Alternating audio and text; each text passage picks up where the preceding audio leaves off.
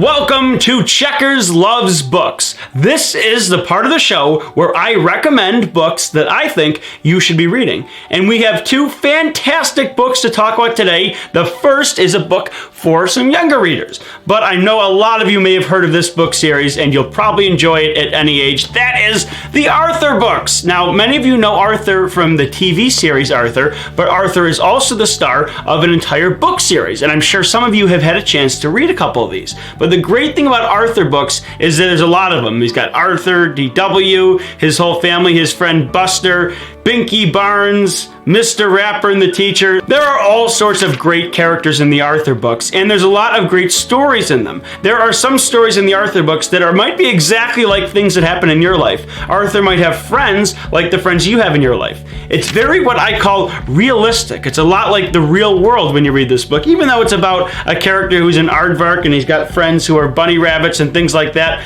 A lot of it feels like real life, and I love the illustrations by Mark Brown in these books. He does a great job with it. It's very colorful and very fun. This is a book series that you might be able to read by yourself. If you're a little bit younger, you might want your parents to read it to you, and you can look at all the fun pictures and illustrations in these books. So I love the Arthur books. And now I'm going to talk about a book series that you might be able to read if you're a little bit older.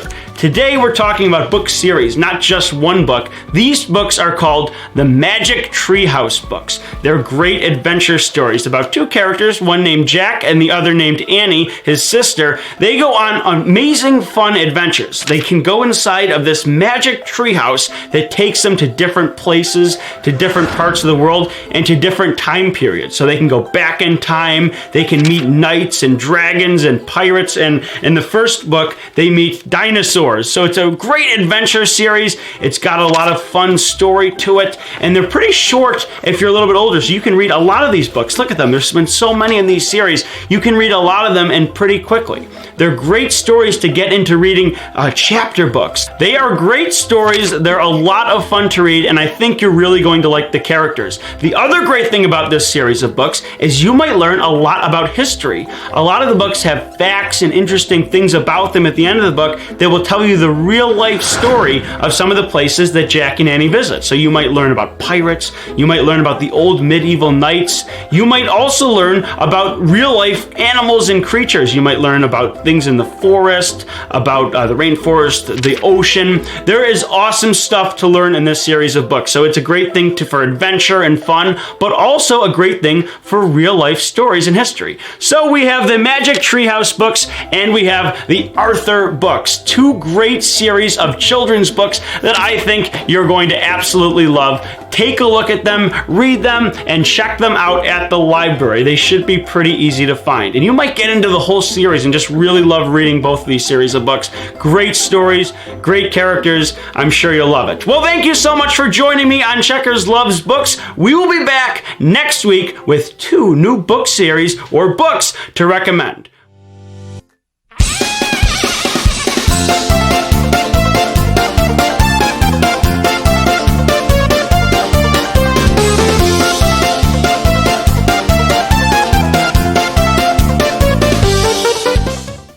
Tigress.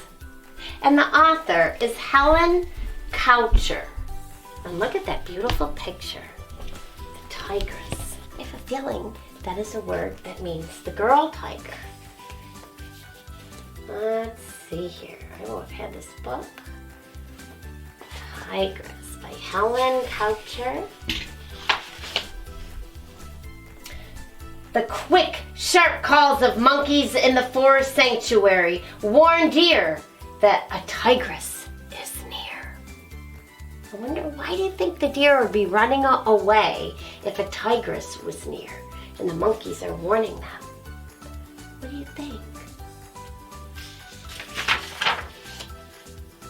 Outside the sanctuary, women come to gather firewood and herdsmen talk while their animals graze. So a sanctuary is sometimes a place where animals can be safe. So there's lots of animals here, and some were running away because a tigress was nearby. I wonder if the tigress wants to eat the deer. Look at them. The tigress climbs with her cubs to the edge of the sanctuary, she smells camel's breath and goat droppings wafting up from the rocks below. Well, tigers are wild animals and they are carnivores. That means they eat meat. So they eat other animals, and the tigress and her cubs, her babies, smell goats, and they smell the deer and the camel down here. She leaves the sanctuary and pads silently through the thorn bushes into the forbidden lands beyond. Again, monkeys, urgent, shrill voices fill the air. Ah! Ah! They're warning the other animals that the tigress is near. A herdsman walks quietly under the morning sun. He hears the monkeys' warnings and he gathers up his flock. So the monkeys make that noise, and he knows that he better gather up his animals to keep them safe. A hush descends. In one fell swoop, the tigress strikes. A young bullock lies dead. Oh no, the tigress got the bullock.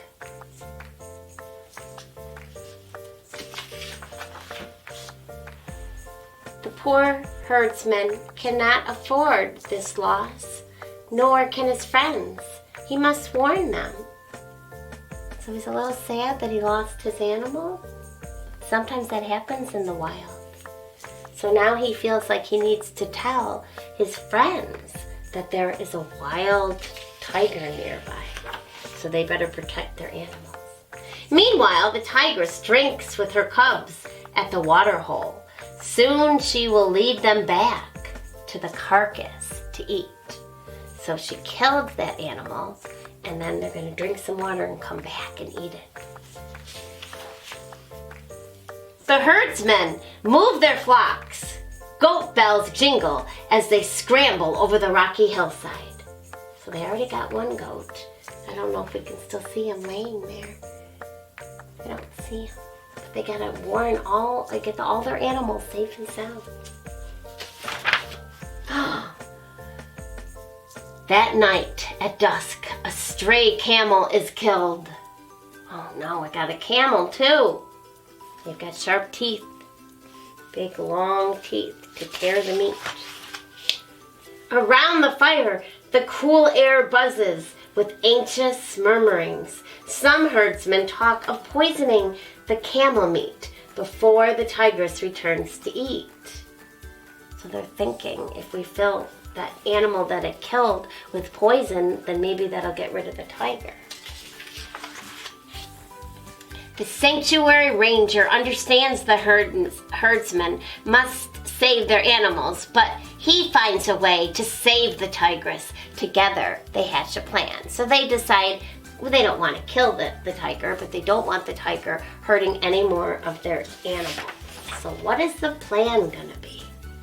Later that night, the tigress returns to her prey. Downwind lurk shadowy figures, silent and still. Oh, I think that's them. Looks like they're hiding.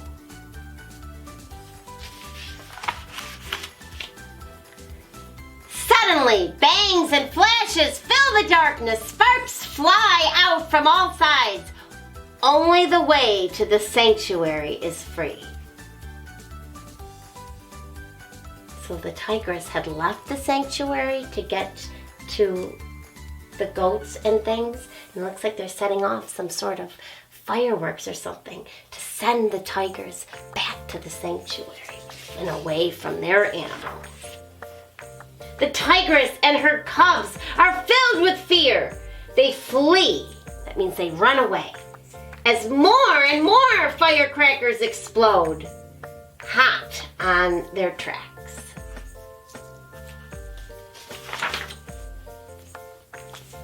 I'm going to put my glasses on. It's very hard to read.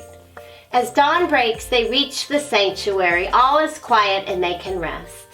Beyond the sanctuary's border, the scent of camel and goat still wafts in the air. The tigress twitches her nose and then sleeps. So I guess the plan worked.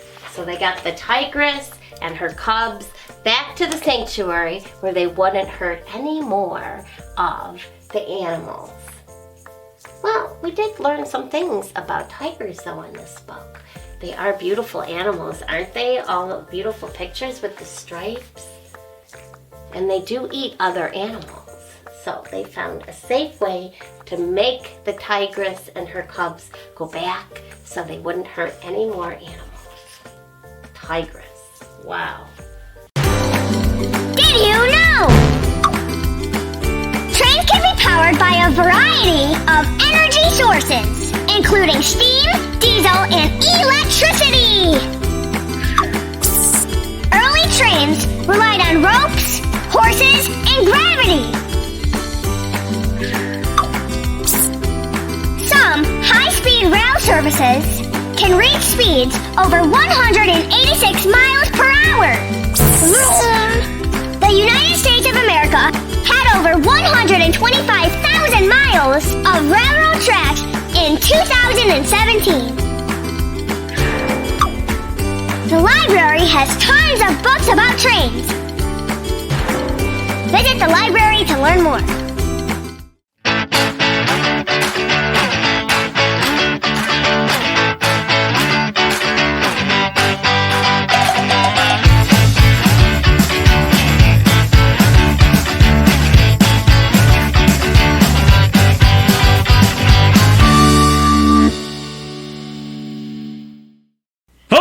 Welcome to Let's Get to Know. This is the part of the show where I go out into the community. We meet some really cool people, and of course, we learn more about them. And we have a really cool guest we're getting to know today. We are getting to know Rich, who is someone who works on railroad tracks. Oh my gosh, who grew up loving trains and railroad tracks and never wanted to learn more about them? Because I know I certainly did. So let's get to know Rich. And I'm going to use my transporting microphone. Take me to the railroad tracks.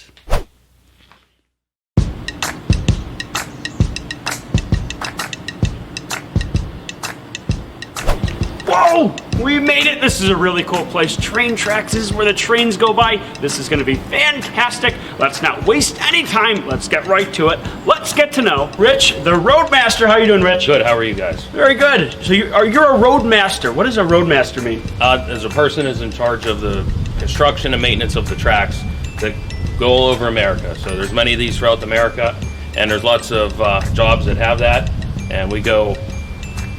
You get to see everything that and work on the tracks. And it's really cool. Interesting. So you work on train tracks, just like this one. That's correct. So what kind of stuff do you guys do to maintain and work on these things? So the main thing we do is we go out and inspect the tracks and make sure that they're okay for the trains to go over. Mm-hmm. Safety's number one. And then we go and plan whatever work needs to be done that we see that needs to take place, whether it's new ties, which is the wood that holds the track, or new rail that wears out over time. We schedule it, and once we get those in, we come back and make sure everything stays good. Cool. Throughout the years.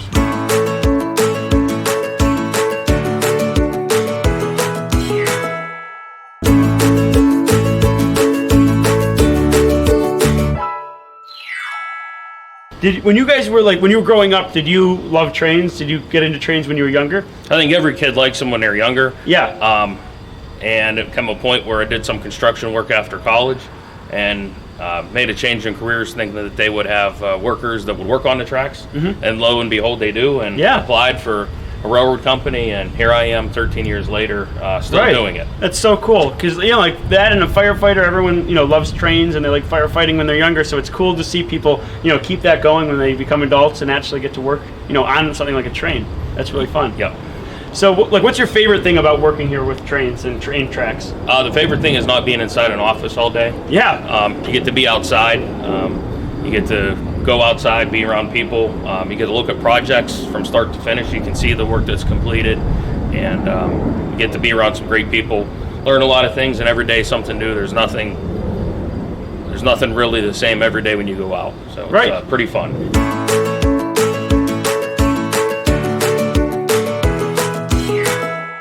All right, well, Rich, we do have 7 quick questions, okay? You ready to go? Yep, ready. All right, first question for you. We want to ask, what is your favorite snack food? I like barbecue chips. All right, do you have a hobby? Yes, I do like to go ride my four-wheeler Okay. when I get time. What is your dream vacation place? Dream vacation, I'd like to go camping. All right, Somewhere in the woods, maybe, just away from everything. awesome. All right, let's see. Short hair or long hair? Short hair, Pizza or tacos? tacos, All right. Steak or fish? steak. What is one interesting or unique thing about you that we don't know? Oh boy, I guess one interesting thing is, somebody said I never grew up, still play with trains. I guess that'd be an interesting thing. Yeah. Oh, that's really cool. And like I said, I think it's awesome that you stuck with it and you still work with trains. And that's something that, a lot of people might not know, that there's an actual job you can work when you're little and you can actually work on railroad tracks. It's kind of a dream come true, I'm sure. Yeah, so there's not too many think about it, but the trains are all over America. They still move a lot of stuff behind the scenes. And hopefully answered questions about what's out there. Absolutely, you did. Well, we really appreciate, Rich, getting to know you and learning more about what you do, and I find it really cool. And we will have another special guest here next time on Let's Get to Know. If you would like to email Checkers and Snoozers, send your emails to checkers@checkerslibrarytv.com. We always look forward to hearing from you.